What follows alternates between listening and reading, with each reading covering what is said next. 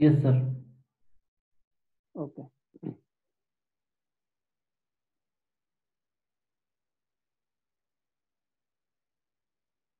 बाकी के student join होंगे या फिर इतने होंगे? मीन्स उनके लिए वेट करें या फिर ना करें, या फिर हमारा स्टार्ट करें? 1-2 मिनट तक देखते, 1-1.5 मिनट तक, 1 मिनट तक वेट करेंगे उनका, फिर हम स्टार्ट कर देंगे। Okay, good morning to all of you.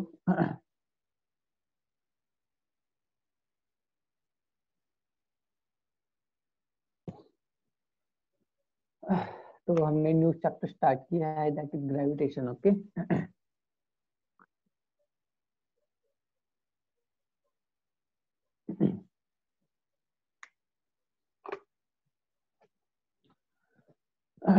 Gravitation के अंदर हमने 2 पॉइंट्स कवर कर लिए थे। फर्स्ट था हमारा Kepler's law of planetary motion, and then next था acceleration due to gravity on earth surface, and then next acceleration due to gravity on moon surface. Okay, शायद किसी ने डाउट पूछा था acceleration due to gravity on moon surface explain करना है my doubt session के दिन। ओके, मींस ट्यूसडे को शायद किसी ने डाउट पूछा था। ओके, तो आज हम देख लेंगे acceleration due to gravity on moon surface क्या रहता है। ओके, सबसे पहले अब हम एक रिवीजन देंगे। हमने इस चैप्टर में हमने देखा क्या क्या है। ओके, तो देखिए सबसे पहले हमने देखा था Kepler's law of planetary motion. Okay, Kepler's law of planetary motion.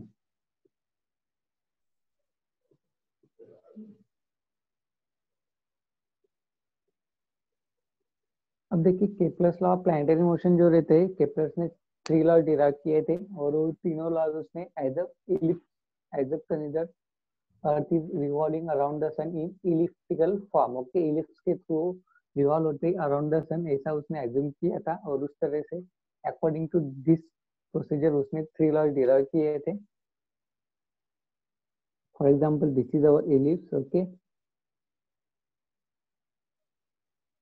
तो उसने ऐसा एज्यूम किया था कि sun is at one foci of the ellipse. हर एक इलिप्स को 2 फोकाई रहते हैं, जैसे कि मैंने आपको बताया था, इलिप्स भी मैंने आपको एक्सप्लेन किया था। इलिप्स के लिए ये डिस्टेंस रहता है a। ओके, ये पूरा डिस्टेंस हो गया 2a। This was distance of b, ये पूरा डिस्टेंस हो गया 2b। One is major axis, second is minor axis. Okay, then next foci था, ये सबसे पहला फोकाई पर आपका सन सिचुएटेड है। तो उसने ऐसा एज्यूम किया था, उसने फर्स्ट लॉ ऐसा डिराइव किया था कि आपका जो प्लैनेट है, जो आपकी अर्थ मूव हो रही अराउंड द सन, वो इलिप्टिकल ऑर्बिट में मूव हो रही है। ओके, देन नेक्स्ट तो इस तरह से उसने 3 लॉज उसने डिराइव किए थे केपलर्स ने। ओके, देन नेक्स्ट उसके बाद उसने फर्स्ट लॉ ये था कि all planets, sorry, earth is moving around the sun into elliptical orbits, and sun is at one foci of the ellipse. Okay, ये था first law of Kepler's, first law of motion. Then Kepler's ने second law भी derive किया था। Kepler ने second law क्या derive किया था? The aerial velocity of planet is constant, or a planet shifts equal area in equal time interval. Okay, means planet क्या करता है? इक्वल एरिया कवर करता है into equal time. Okay, means what? अगर आपका प्लैनेट 1 सेकंड के अंदर इतना डिस्टेंस अगर कवर कर रहा है, तो अगले नेक्स्ट 1 सेकंड के अंदर भी उतना ही डिस्टेंस कवर करेगा, नेक्स्ट 1 सेकंड के अंदर उतना ही डिस्टेंस कवर करेगा। और एक प्लैनेट एक ऐसे पॉइंट पर एक ऐसा टाइम आता है जब वो यहाँ पर आ जाता है, मीन्स वो जब फोकस से क्या रहता है, फारदेस्ट डिस्टेंस पर, मीन्स सबसे दूर रहता है, तब वो क्या करता है, इतना ही डिस्टेंस कवर करेगा जितना उसने यहाँ पर डिस्टेंस कवर किया है। तो इसलिए आपका लेंथ ऑफ आर्क जो है, लेंथ ऑफ आर्क क्या हो जाता है? डिक्रीज हो जाता है। ओके, तो इसलिए यहाँ पर कंसेप्ट ये आता है कि आपका areal velocity, areal velocity means क्या रहता है? D A by D T. Okay, means जितना एरिया आप यूनिट समय में कवर करोगे वो आपका क्या रहेगा? कांस्टेंट रहेगा। So hence therefore we can say that areal velocity of planet is always constant, or in other words we can say that planet sweeps equal distance or equal area in equal time. Okay, this is the second law of Kepler's second law of planetary motion. Okay, then next Kepler ने third law derive किया था, that is the square of time period of revolution of a planet around the sun is proportional to the cube of semi major axis of the ellipse trace by the planet. Okay, और उसके लिए एक equation भी हमने derive किया था, that is T square is directly proportional to R cube. Okay, ये था हमारा के प्लस थर्ड लॉ का इक्वेशन, जो कि इसके लिए हमने एक प्रूफ भी देखा था। This is all about Kepler's laws of planetary motion. Then next, okay just a second, आपका डस्टर। ओके, देन नेक्स्ट उसके बाद हमने देखा था universal law of gravitation. Okay, universal law of gravitation क्या स्टेट करता है? Every matter of particle attracts every other matter of particle by a definite force which is directly proportional to product of their masses and inversely proportional to square of distance between them. Okay, means what, हमने दो bodies assume किए थे, this is body 1 having mass m1 and this is body 2 m2 this having mass m2। Okay, अब इन दोनों का जो distance है, distance आपको दिया है r। ओके, अब क्या कहता है universal law of gravitation? Every matter of a particle attracts every other particle by a definite force which is directly proportional to product of masses of their, and then next inversely proportional to square of distance between them। Okay, अब ये होगा इनका statement, but हमें proportionality का sign यहाँ से निकलना है, तो हम क्या करेंगे, यहाँ पर कैपिटल जी यूज करेंगे। जी क्या है? आपका यूनिवर्सल ग्रेविटेशनल कांस्टेंट, जिसकी वैल्यू आपको दी हुई रहती है universal gravitational constant. Okay,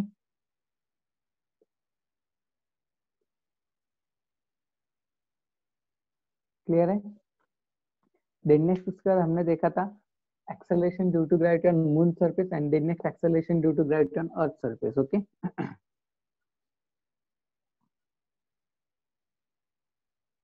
board सबको दिखाई दे रहा है ना? ब्लर तो नहीं हो रहा बीच में?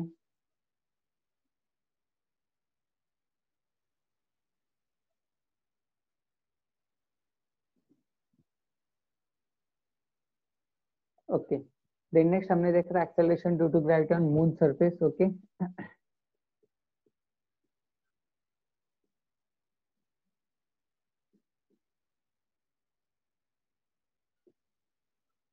acceleration due to gravity on moon surface।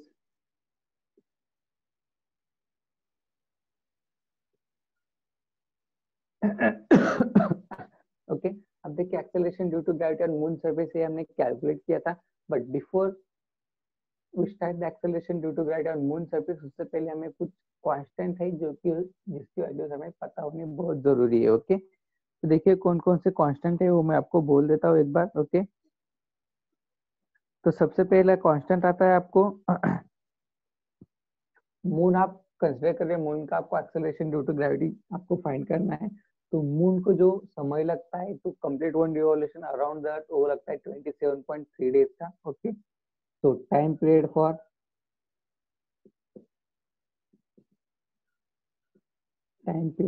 To complete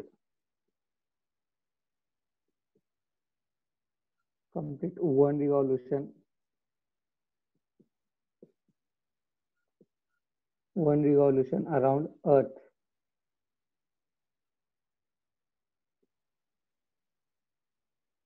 time period for moon लेंगे यहाँ पर। Okay, moon, time period for moon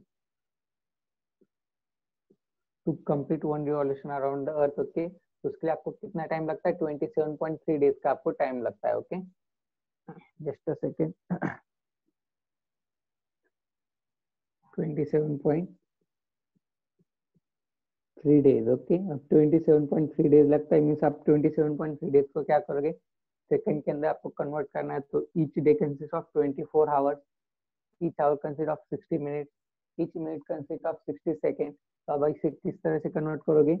27.3 into 24 into 60। अब ये जो आपका कैलकुलेशन रहेगा वो क्या रहेगा? आपका पूरा सेकेंड्स रहेगा। ओके, पूरा सेकेंड्स रहेगा। आई थिंक ये कितना आता है? आई थिंक 55635604 ऐसा कुछ तो भी आता है। ओके, 55635504 ऐसा कुछ तो भी सेकेंड्स आता है। ओके, अभी हो गया स्टैंडर्ड वैल्यू। देन नेक्स्ट आपको एक और चीज पता होनी जरूरी है, दैट इज व्हाट, जो डिस्टेंस है रेडियस ऑफ मून का। ओके, रेडियस ऑफ मून का जो डिस्टेंस है वो डिस्टेंस भी आपको पता होना चाहिए। Radius of moon means R, okay, radius for moon, okay. वो कितना रहता है आपका 3.85 into 10⁵, okay, 3.85 into 10⁵ kilometre, okay. तो ये दो चीजें आपको पता होनी जरूरी है अगर आपको acceleration due to gravity on moon surface अगर आपको कैलकुलेट करना है तो, ओके। तो देखिए इसके लिए अब हम डेरिवेशन देखेंगे डायरेक्टली।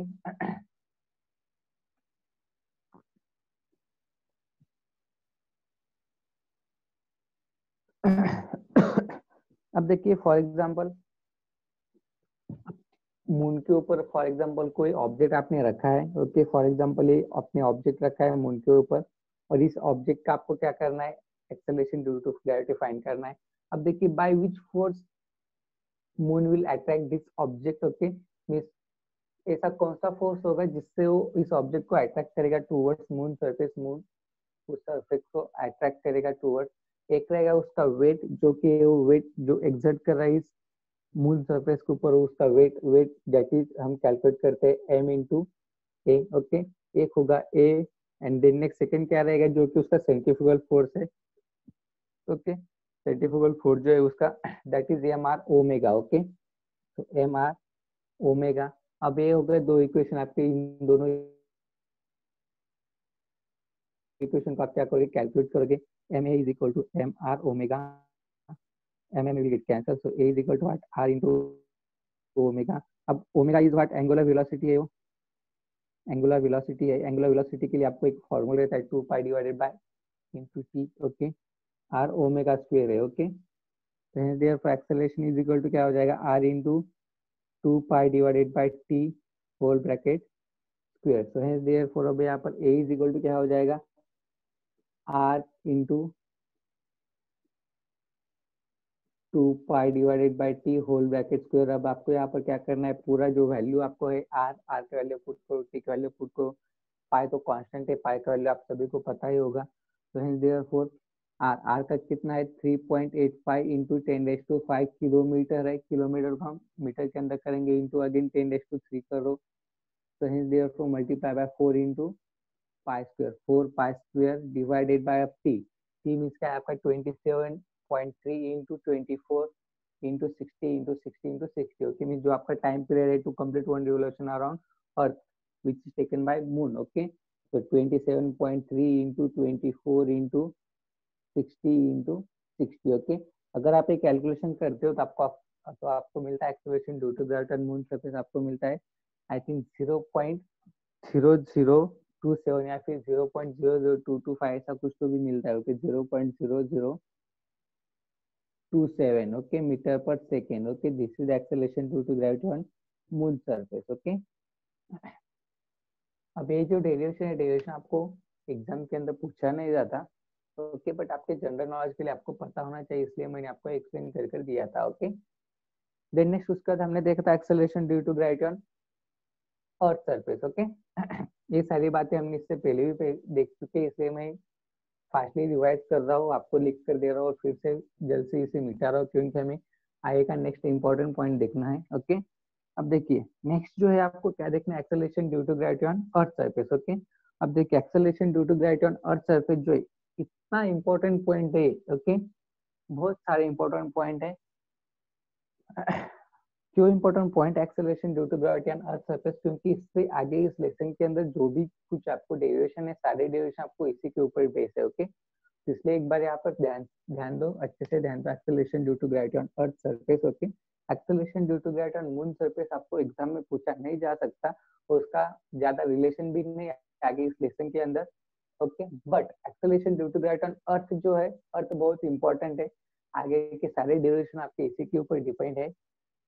तो इसलिए अगर आप यहाँ पर ध्यान देते हो, आपको acceleration due to gravity on earth surface अगर आपको एक बार क्लियर हो जाता है, उसके बाद जो है आपको सारे डेरिवेशन आपको क्लियर हो जाएंगे, ओके।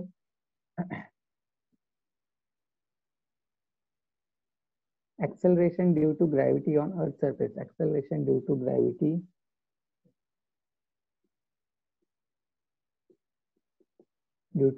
on earth surface,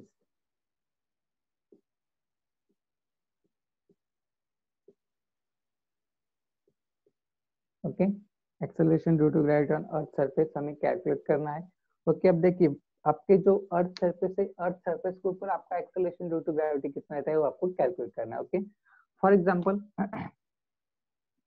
ऐसा कंसिडर करो कि यहाँ पर आपकी अर्थ है। ओके, क्या है, आपकी अर्थ है। ओके, अब अर्थ का ए सेंटर है। ओके, और आपकी बॉडी यहाँ पर लोकेटेड है। ओके, आप यहाँ पर खड़े हो। ओके, और आपको क्या करना है, आपका acceleration due to gravity on earth surface कितना है आपको कैलकुलेट करना है। ओके, अब देखिए by which force earth attract this body. Okay, कौन से फोर्स से इस बॉडी को अर्थ अट्रैक्ट करेगा। फर्स्ट रहेगा क्या, उसका खुद का वेट, जो उसका वेट है वो वेट कितना एक्सर्ट करता है उतने वेट से वो और क्या करेगा, उसको अट्रैक्ट करेगा। ओके, देन नेक्स्ट सेकेंड रहता है यूनिवर्सल लॉ ऑफ ग्रेविटेशन। अगर आप अप्लाई करते हो यहाँ पर इस पॉइंट से लेकर इस पॉइंट तक, ओके, इन दोनों के बीच में का डिस्टेंस क्या रहेगा, जो रेडियस ऑफ अर्थ है वो रहेगा रेडियस ऑफ अर्थ, इन दोनों के बीच में का डिस्टेंस। ओके, वो फोर्स एक फोर्स हो गया, यूनिवर्सल लॉ ऑफ कांस्टेंट का एक फोर्स हो गया। एंड देन नेक्स्ट आपका खुद का जो वेट है वो वेट कितना एक्सर्ट कर रहे हो, उस बॉडी का वेट हो गया। तो देखिए सबसे पहले देखेंगे इस बॉडी का जो वेट एक्सर्ट हो रहा है ऑन अर्थ सरफेस वो हम ले लेंगे, that is F is equal to weight कितना एक्सर्ट हो रहा है आपका, F is equal to M into A. Okay, mass into acceleration, this is हो गया first equation. Then next by the universal law of gravitation, by the universal law of gravitation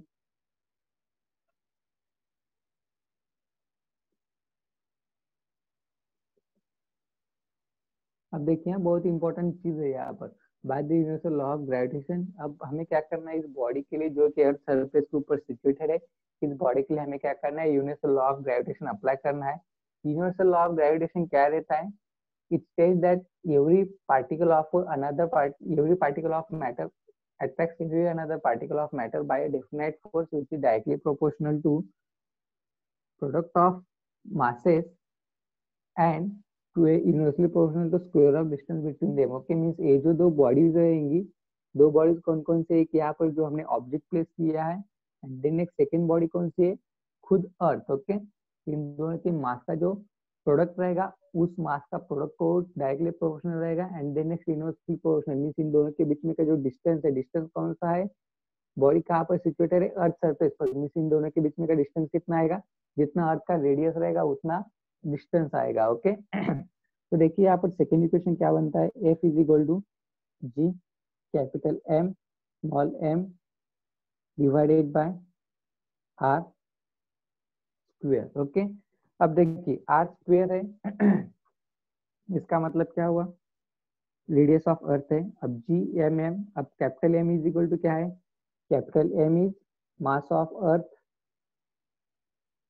mass of earth, small M is mass of object and small R. Okay, अब सभी student यहाँ पर ध्यान देंगे यहाँ पर मैं एक बहुत इंपॉर्टेंट नोटेशन में यहाँ पर चेंज कर रहा हूँ, बहुत इंपॉर्टेंट। ओके सभी स्टूडेंट यहाँ पर ध्यान दो, यहाँ पर जो आर स्क्वेयर है, आर स्क्वेयर की जब ये स्मॉल आर स्क्वेयर है, ओके, आपके बुक में भी स्मॉल आर स्क्वेयर दिया है। ओके बट आगे चल के आपको बहुत सारा कंफ्यूजन होने वाला है, आपका कंफ्यूजन दूर करने के लिए मैं यहाँ पर क्या करता हूँ, स्मॉल आर स्क्वेयर की जगह पर क्या करता हूँ, कैपिटल आर सफिक्स ई रखता हूँ। ओके, मीन से क्या हो जाएगा, रेडियस ऑफ अर्थ हो जाएगा। ओके, क्या रखता हूँ मैं यहाँ पर, स्मॉल आर स्क्वायर की जगह पर मैंने रिप्लेस किया क्या, कैपिटल आर सफिक्स ई। Okay, mean capital R suffix ई क्या रहेगा आपका, always radius of earth. Okay, radius of earth means इसके आगे जहां पर भी इस लेसन के अंदर जहां पर भी आप आर सफिक्स ई यूज करोगे वो क्या रहेगा आपका, रेडियस ऑफ अर्थ रहेगा। And capital M suffix E जहां पर भी आप यूज करोगे वो क्या रहेगा आपका, मास ऑफ अर्थ रहेगा। तो ये दो नोटेशन याद रखो, बहुत इंपॉर्टेंट है। Mass of E means M suffix E is the mass of earth and the next R suffix E is the radius of earth. Okay, तो देखिए ये दो इक्वेशन यहाँ पर हो गए हैं आपके, इक्वेशन 1 एंड इक्वेशन 2 इक्वेट करेंगे हम इक्वेशन 1 एंड इक्वेशन 2 को, तो क्या मिलेगा, m into A is equal to capital G capital M suffix E divided by M divided by R suffix E square. Okay, अब देखिए कभी कभी हम acceleration due to gravity A से भी डिनोट करते हैं और जी से भी डिनोट करते हैं। ओके, तो यहाँ पर ए में कैंसिल करता हूँ, जी लेता हूँ। ओके, तो m इंटू जी हो जाएगा। ओके, तो अब देखिए here this m will get cancel। अब यहाँ पर क्या रहता है, स्मॉल जी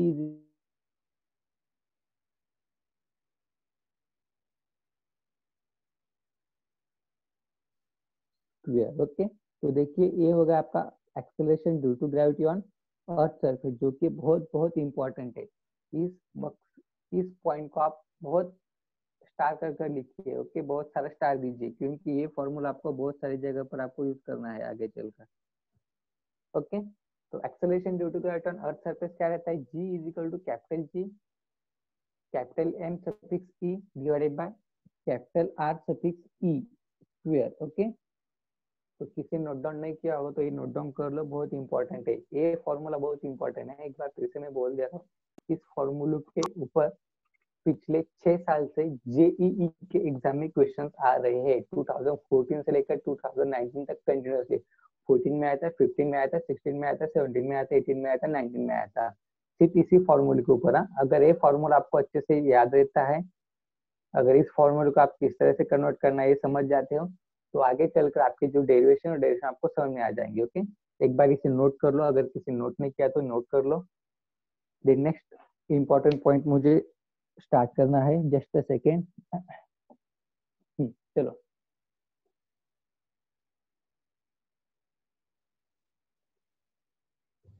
अगर किसी नोट नहीं किया है तो नोट कर लो, चलो जल्दी से।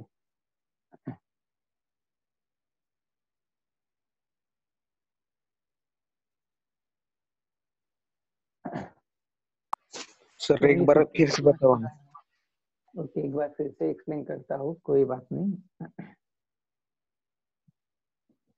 तो देखिए हमें क्या करना था, acceleration due to gravity on earth surface हमें कैलकुलेट करना था। ओके, तो देखिए एक्सेलरेशन ड्यू टू ग्रेविटी हमें कैलकुलेट करना है, तो इसके लिए हमें क्या करेंगे, अर्थ सरफेस के ऊपर एक बॉडी को सिचुएट करेंगे या फिर कोई ऑब्जेक्ट रख देंगे अर्थ सरफेस के ऊपर। ओके, अर्थ का जो सरफेस है सरफेस के ऊपर। ओके, अब देखिए, अब वो जो बॉडी रहेगा जो सरफेस के ऊपर हमने प्लेस किया है, तो बॉडी क्या करेगा, उसका कुछ तो वेट एक्सर्ट करेगा towards earth surface, means earth surface के ऊपर उसका कुछ तो भी वेट एक्सर्ट करेगा, और जो वेट एक्सर्ट करेगा उस वेट से अर्थ क्या करेगा, उस बॉडी को अट्रैक्ट करेगा। और जो वेट एक्सर्ट करेगा, वेट कितना रहता है आपका, F is equal to weight is equal to क्या रहता है, m into g, mass into acceleration क्या रहता है आपका, वेट रहता है। तो F is equal to m into g हो गया। ये सबसे पहला वेट एक्सर्ट होगा, इस फोर्स से अर्थ क्या करेगा, अट्रैक्ट करेगा इस बॉडी को। देन नेक्स्ट सेकंड क्या, सेकंड कौन से फोर्स से अर्थ अट्रैक्ट करेगा इस बॉडी को, bye the universal law of gravitation.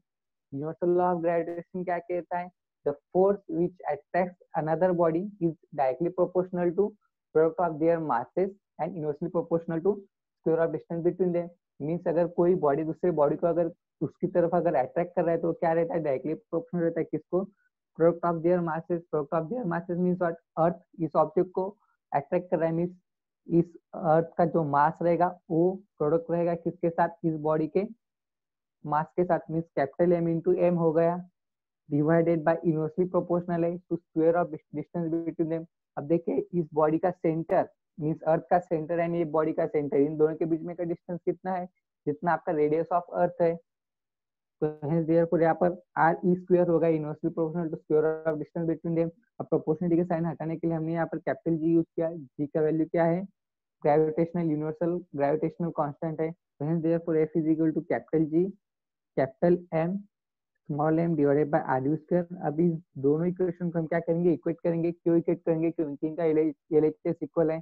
अगर एलएचएस इनका इक्वल है तो आरएचएस भी इक्वल होना चाहिए। एलएचएस क्या है इनका, एफ है, यहाँ पर भी एफ है, तो आरएचएस भी इक्वल होना चाहिए। So hence therefore we can equate this two equations. So hence therefore mg is equal to gm suffix e small m divided by r e square. m will get cancel, small m will get cancel।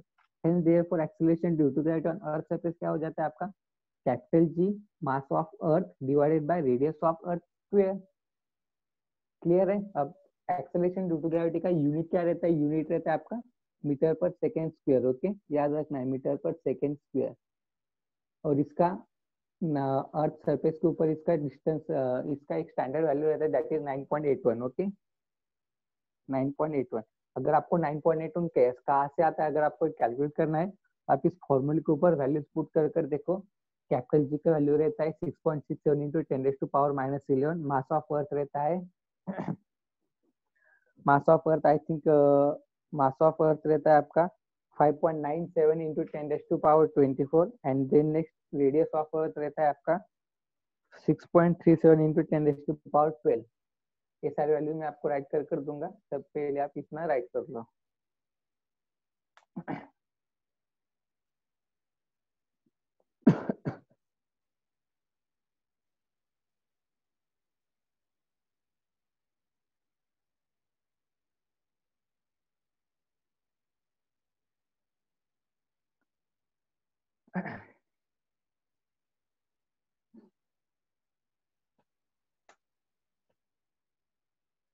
सिर्फ 15 student join हुए sir, बाकी के student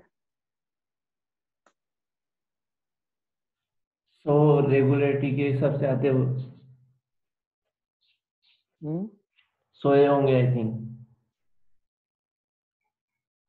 आज मैं lecture ले रहा हूँ, मेरी तबीयत भी ठीक नहीं है। अगर कल मुझे क्वारंटाइन कर दिया तो फिर 2-3 दिन लेक्चर नहीं हो सकता ना।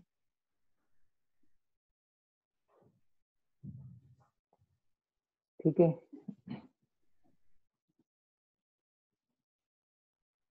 आज जाने का टेस्ट करने के लिए कोरोना का, अगर पॉजिटिव आता है तो बहुत मुश्किल हो जाएगा फिर।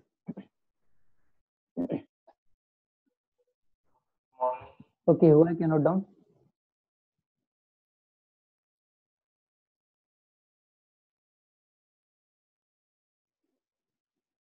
नोट डाउन हुआ है क्या? Yes sir. ओके, अब देखिए नेक्स्ट पॉइंट जो है, नेक्स्ट पॉइंट जो आपका मैं स्टार्ट कर रहा हूँ, बहुत इंपॉर्टेंट पॉइंट है। ओके, एक पॉइंट स्टार्ट करने से पहले मैं आपको एक चीज बोल देना चाहता हूँ जो कि मैंने इससे पहले भी आपको बोल दिया है। 2014, 15, 16, 17, 18, 19 ओके, पिछले 6 साल से कंटिन्यूअसली क्वेश्चंस आ रहे हैं। जो पॉइंट्स मैं अब स्टार्ट कर रहा हूँ ओके, JEE के एग्जाम्स में, नीट के भी एग्जाम्स में और इंडिया के भी एग्जाम्स में। ओके, पिछले 6 साल से कंटिन्यूअसली एक या फिर 2 एग्जाम्पल्स रहते हैं इस पॉइंट के ऊपर। ओके, तो बहुत इंपॉर्टेंट है। That is what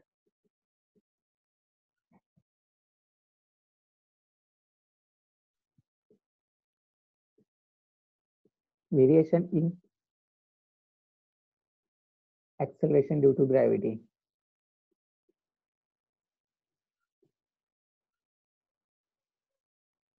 Variation in acceleration due to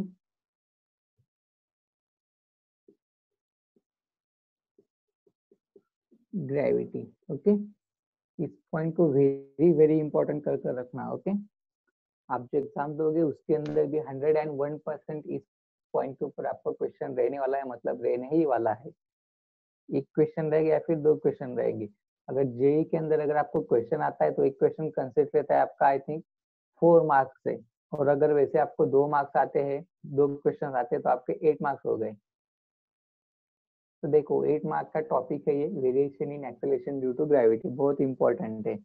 NEET के अंदर भी अगर आपको आता है तो नीट के अंदर भी आपको 8 मार्क्स के लिए रहेंगे 2 क्वेश्चन। ओके, एनडीए के एग्जाम में भी 2-3 क्वेश्चन आते हैं acceleration due to gravity. Okay, variation in acceleration due to gravity. Okay, अब देखिए वेरिएशन मीन्स क्या रहता है, आपका जो ग्रेविटी, ग्रेविटी के अंदर कहाँ पर आपका वेरिएशन हो रहा है, मीन्स व्हाट। फॉर एग्जांपल, ये आपका अर्थ है, इस अर्थ के ऊपर अर्थ सरफेस के ऊपर आपने कोई ऑब्जेक्ट रखा है। अब अर्थ सरफेस के ऊपर आपका acceleration due to gravity constant रहता है, सभी को पता है, और वो रहता है आपका 9.81 मीटर पर second square. Okay, on earth surface. Okay, but earth surface से अगर आप ऊपर जाते हो एट सर्टेन हाइट, ओके, तब आपका एक्सेलरेशन ड्यू टू ग्रेविटी कितना रहेगा। या फिर अगर आप अर्थ से नीचे जाते हो एट सर्टेन डेप्थ, तब आपका एक्सेलरेशन ड्यू टू ग्रेविटी कितना रहेगा। या फिर अगर आप अर्थ हो, अगर आप इक्वेटर पर हो, इक्वेटर से अगर आप पोल की तरफ ट्रैवल करते हो at equator and then next at pole, आपका एक्सेलरेशन ड्यू टू क्या रहेगा, इंक्रीज होता है, डिक्रीज होता है, इंक्रीज होता है कितने फॉर्म से इंक्रीज होता है, डिक्रीज होता है कितने फॉर्म से डिक्रीज होता है। एंड देन नेक्स्ट आपका अर्थ रिवॉल्व हो रहा है, and means what, acceleration due to gravity when rotation कितना रहेगा वो आपको फाइंड आउट करना है। इसके लिए आपको डेरिवेशंस भी है, तो बहुत इंपॉर्टेंट कंसेप्ट है। Okay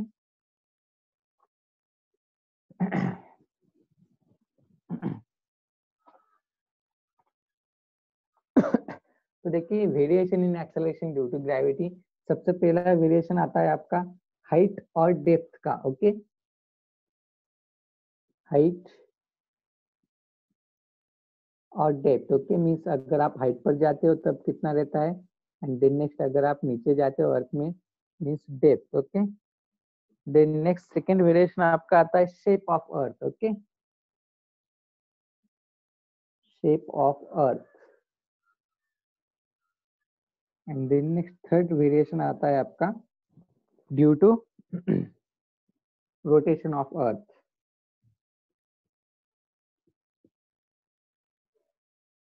rotation of earth. Okay तो देखिए variation in acceleration due to gravity, first है आपका ड्यू टू हाइट और ड्यू टू डेप्थ, सेकंड है due to shape of earth, and third है due to rotation of earth. Okay तो one by one हम इन तीनों के लिए डेरिवेशन देखते हैं, क्या क्या चेंजेस आते हैं आपके एक्सेलरेशन ड्यू टू ग्रेविटी के अंदर। ओके तो देखिए सबसे पहले देखेंगे हम at certain height. Okay means at a certain height आपका एक्सेलरेशन ड्यू टू ग्रेविटी क्या रहता है। Okay variation in acceleration due to gravity at height. Okay at height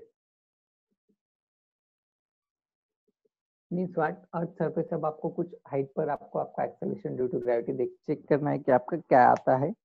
okay but before this we starting this point, before we starting this point okay आप सभी को कुछ constant value है जो कि आपको पता होने चाहिए रिगार्डिंग अर्थ। ओके रिगार्डिंग अर्थ आपको कुछ कांस्टेंट चीजें जो कि आपको पता होनी चाहिए। सबसे पहले इस वेरिएशन को अगर आपको स्टडी करना है तो उससे पहले आपको क्या क्लियर होना चाहिए, universal law of gravitation. Okay that is क्या, universal law of gravitation F is equal to G capital M small M divided by R E square. Okay R E square. Okay ये क्या, universal law of gravitation. Okay ये चीज आपको पता होनी बहुत जरूरी है। सेकंड चीज what, acceleration due to gravity on earth surface. Okay earth surface के ऊपर आपका एक्सेलरेशन ड्यू टू ग्रेविटी कितना रहता है, वो कितना रहता है, that is capital G capital M suffix e small M divided by R E square. Small m नहीं रहता है इसके अंदर। Okay R E square. Okay कोई बात पता हो या फिर ना हो, ये फॉर्मूला आपको पता होना बहुत जरूरी है।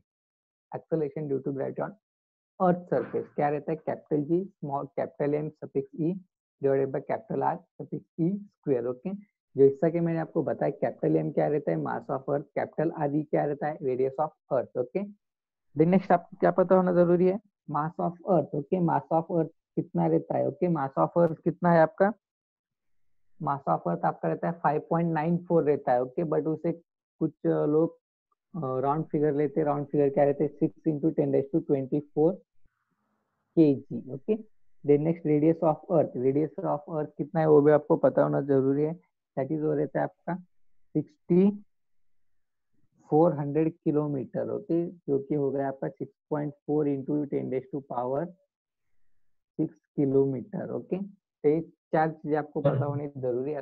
Variation in acceleration gravity at height अगर आपको देखना। हाँ sir less than 1 minute continue करना है क्या? हाँ कंटिन्यू करेंगे सर, एक पॉइंट ले लेंगे, इतना एट हाइट का पॉइंट ले लेंगे। ओके ओके सभी स्टूडेंट रिविजन करेंगे जल्दी से। ओके ये सारी चीजें आपको पता होनी जरूरी है। ये बाकी की तीन चीजें नहीं भी होगी पता तो भी चलेगा, बट ये फॉर्मूला आपको पता होना जरूरी है, that is G is equal to capital G capital M divided by capital R E square. Okay ये फॉर्मूला पता होना जरूरी है अगर आपको आगे की डेरिवेशन अगर आपको समझ में है तो। That is acceleration due to gravity on earth surface, then next universal law of gravitation, then next value of mass of earth, then next value of radius of earth. Okay तो first point है हमारा variation in acceleration due to gravity at height. Okay